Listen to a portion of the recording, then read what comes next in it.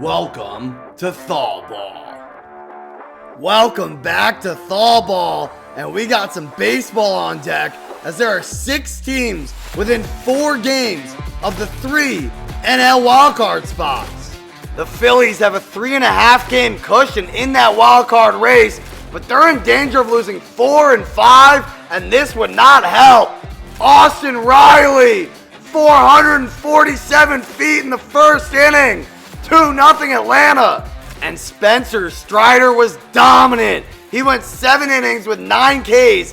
He has 424 Ks in only 49 career starts. That's the most in a pitcher's first 50 starts since 1893. The Braves win, and they clinch their 6th consecutive NL East title. And they were spraying champagne in Philadelphia. So next up in the wildcard race, the Cubbies, who have a 2-game cushion on that 2nd spot.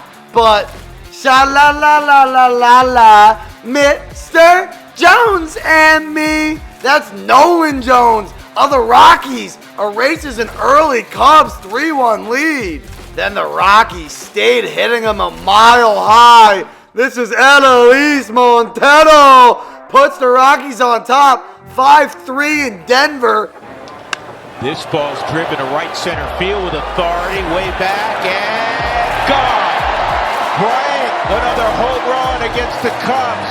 And then it was Chris Bryant, revenge series, his 2nd home run in as many nights, and the Rockies win, 7-3. And the story of the day was the NL wildcard leaders just kept losing. The D-backs held a half-game lead for that 3rd and final wildcard spot, but this was the polar bear.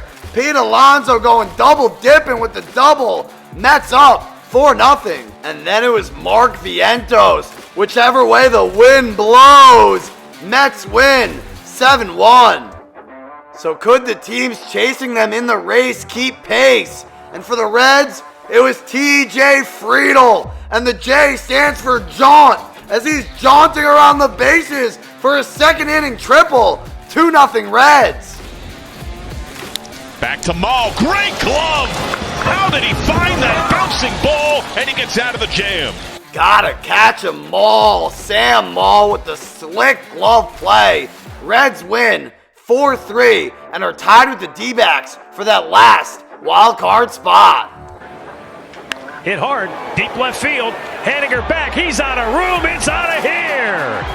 And the Guardians will play from in front on a 2-run home run by Jose Ramirez, his 23rd of the year. The Giants had a chance to move closer to that wild card spot, but in the top of the 1st, the middleweight champ of the MLB, Jose Ramirez, goes deep and moves into a tie for 7th on the Guardians' all-time home run list. The Guardians would build a 5-1 lead into the 8th, but then it's J.D. Davis. And the D stands for Destroyer. And all of a sudden, this game is tied.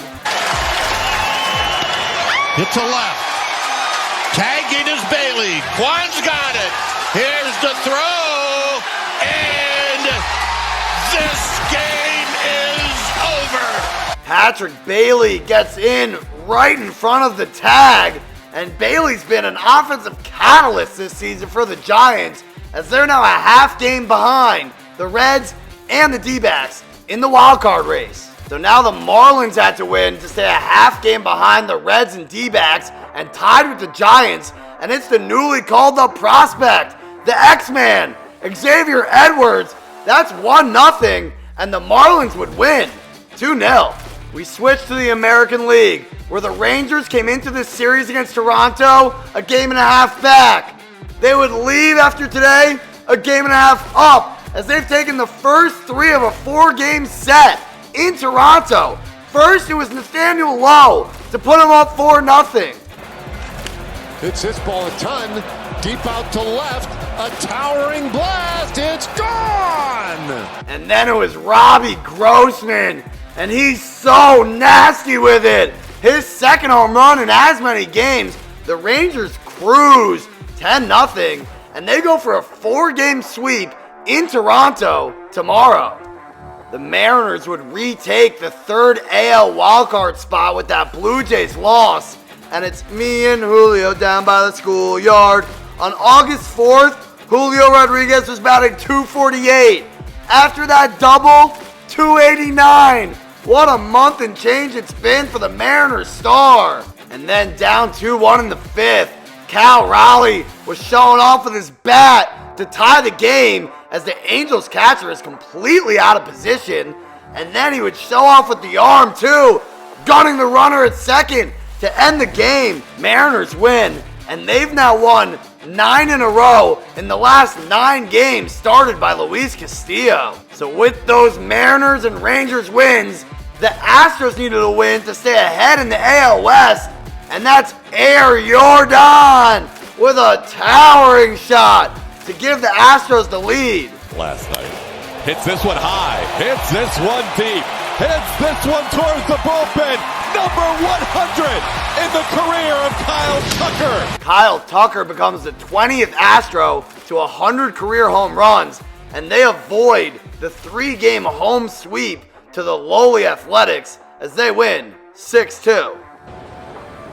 Swing drive, hammer deep right. It's another homer for Richie Rich. You heard it. That's Richie Rich, aka Richie Palacios. 2 home runs last night, another one tonight, and the Cardinals win 1-0 in Baltimore.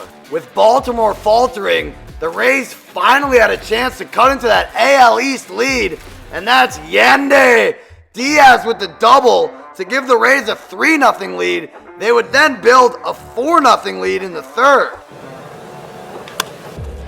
Down the line. It'll tie the game. Kepler to second. And it's 4 apiece. The Twins would erase the 4-run deficit by the 5th. Mad Max Kepler in there with a triple. That score would hold to the top of the 9th. And do I make you Randy Arozarena absolutely obliterates one to the 3rd deck. Rays win 5-4. They're only 2 games back of the Orioles, and they start a crucial 4-game series in Baltimore tomorrow. Try to tie him up, maybe. High fly ball to deep right field. Back goes Mookie Betts looking up, and that ball is gone. A home run. Home run number 30 of the year for Soto. In LA, Juan Soto hits his 30th of the year, and then bring your tents, because the Padres are gone camping. Luis Campusano, 3-run shot, and the Padres win in LA 6-1. Thanks for watching ThawBall. We got Thursday Night Football tomorrow.